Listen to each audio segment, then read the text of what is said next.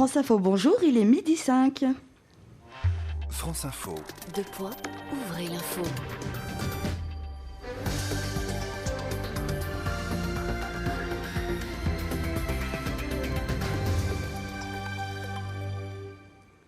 Bonjour à tous et bienvenue sur France Info. Aujourd'hui, nous sommes en compagnie d'une toute nouvelle équipe de journalistes venus des quatre coins de la France. Vous présentez le Flash Info Monde.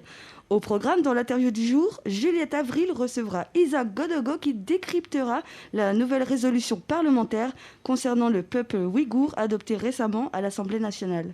Jérémy Rajaoufera viendra nous présenter la météo, tandis qu'Adrien Lasserre, le conflit ukraino-russe. Vous êtes toujours sur France Info pour le Flash Info Monde. Dans quelques instants, comme promis, l'interview du jour. Juliette Avril reçoit Isaac Godogo qui nous parle de la nouvelle résolution parlementaire concernant les Ouïghours. Juliette, c'est à vous. Bonjour Isaac, bonjour à tous. Merci d'être parmi nous aujourd'hui. Donc vous êtes spécialiste en géopolitique et plus précisément en Asie. Aujourd'hui, on va parler des récentes avancées politiques concernant le peuple ouïghour. Et alors, pour commencer, ma première question, vous êtes donc bien placé pour en parler, puisque depuis bientôt 5 ans, la cause ouïghour fait beaucoup parler d'elle. Est-ce que vous pouvez, s'il vous plaît, nous repréciser les faits et qu'est-ce qui est concrètement reproché à la Chine ? Alors concrètement, ce qui est reproché au gouvernement de Xi Jinping, c'est de mener une politique de répression envers le peuple ouïghour, qui a la particularité donc d'être un peuple musulman et turcophone de la province du Xinjiang. Donc cette politique répressive, elle prend place au début des années 2010 suite à des rébellions qui ont lieu dans cette région-là, où par exemple on a des taux de chômage un peu plus élevés que dans le reste du pays, où on a une sorte de discrimination un peu plus appuyée. Et donc c'est une population qui a décidé de se rebeller et à laquelle on a répondu par une politique totalitaire sur environ 7 ans là, depuis le début des années 2010. D'accord, merci. Il y a quelques jours, et 4 précisément, il y a l'Assemblée nationale qui s'est prononcée.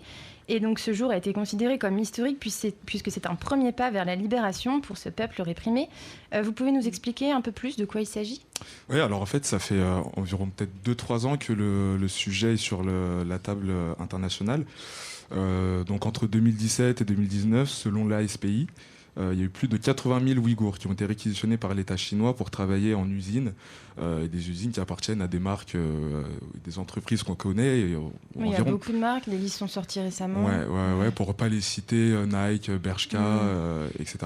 Donc ça représente peut-être 83, si ce n'est plus, d'enseignes internationales.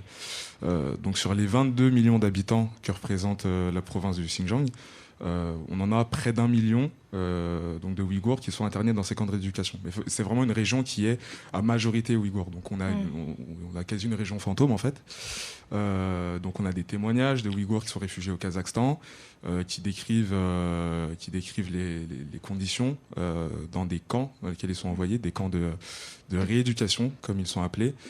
Donc le but étant d'éradiquer la culture ouïghour, leurs croyances et puis toute leur religion, en fait tout ce qui fait leur identité, qui est vu comme une menace en fait pour l'État chinois tout simplement.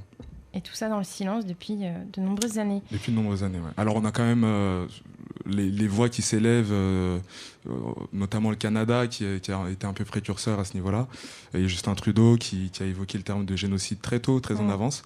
Mais oui, on en est à prendre des décisions de manière assez récente, quoi. Tout à fait. Vous parliez de génocide. Les députés français ont enfin reconnu le caractère génocidaire donc des crimes subis par les Ouïghours. Et pourtant, les Jeux Olympiques donc, de 2022 à Pékin sont maintenus. Est-ce que, selon vous, un boycott de l'État français semble nécessaire et si on y participe, est-ce qu'on reste crédible ?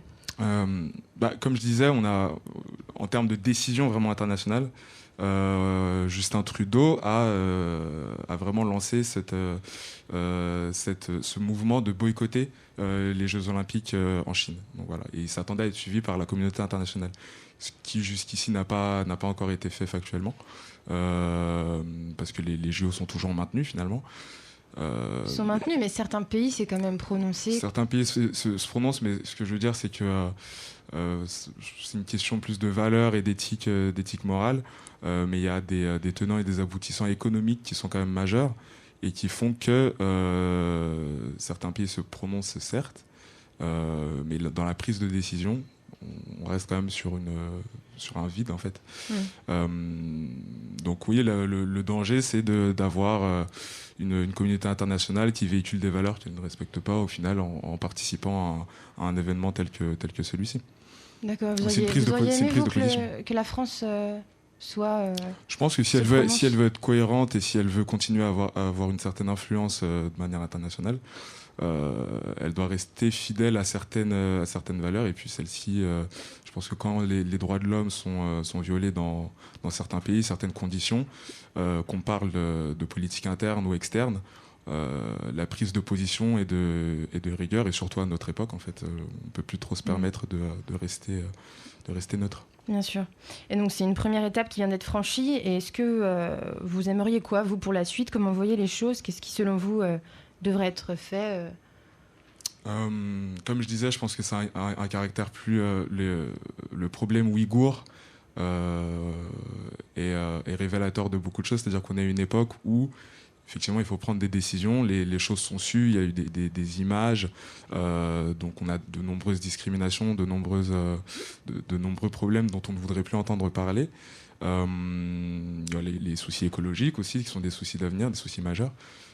Et aujourd'hui, oui, je pense qu'il faut prendre position. Je pense que les États doivent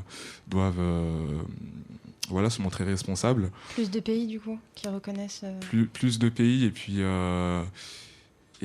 en fait, je pense que ce qui arrête la plupart des pays, c'est l'économie. C'est-à-dire qu'on a eu la Turquie à une époque qui s'était prononcée contre ce qui se passait, contre la politique de Xi Jinping, et qui est revenu un petit peu sur ses pas lorsque économiquement il y a eu un petit blocus de la part de la Chine. Donc, c'est-à-dire que qu'est-ce qu'on fait? Est-ce qu'on sacrifie l'économie pour les valeurs qu'on véhicule, ou alors est-ce qu'on met nos valeurs de côté et puis on garde une prospérité économique? Enfin, je pense que c'est les choix qui reviendront au fur et à mesure des années, de manière encore plus forte, en fait.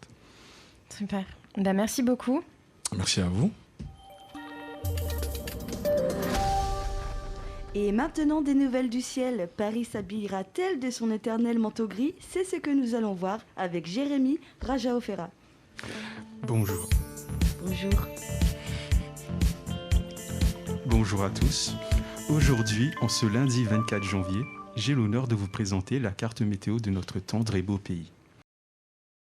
De 9h à midi, les brouillards seront nombreux, avec quelques gelées, et seront donc parfois givrants comme des glaçons. Le soleil régnera du sud-est aux Alpes jusqu'à la Méditerranée. Cet après-midi, le soleil s'imposera dans le sud du pays, tandis qu'au nord, chez nos amis les Ch'tis, il y aura un lever de vent d'est continental et il fera assez froid sous le vent. Les températures seront quant à elles plus agréables au sud, sous le soleil, et cela couleront eau douce. Ce soir, les brouillards se reformeront rapidement et les températures chuteront comme les alpinistes en montagne. Et cette nuit, il y aura de nombreux brouillards avec des gelées parfois marquées. Soyez donc prudents sur les routes, sauf si vous souhaitez provoquer des accidents.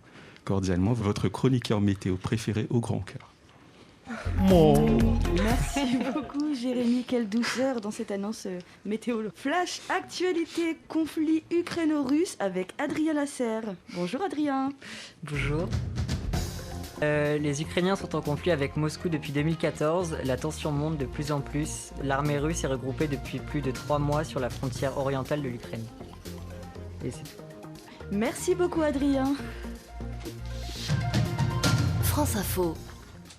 Le Flash Info Monde touche à sa fin. Merci de l'avoir suivi. À la technique aujourd'hui, Anaïs, toujours au top. On se retrouve demain, même heure, pour un nouveau Flash Info Monde. Vous pouvez également nous retrouver sur franceinfo.fr. Bonne journée à tous et à toutes.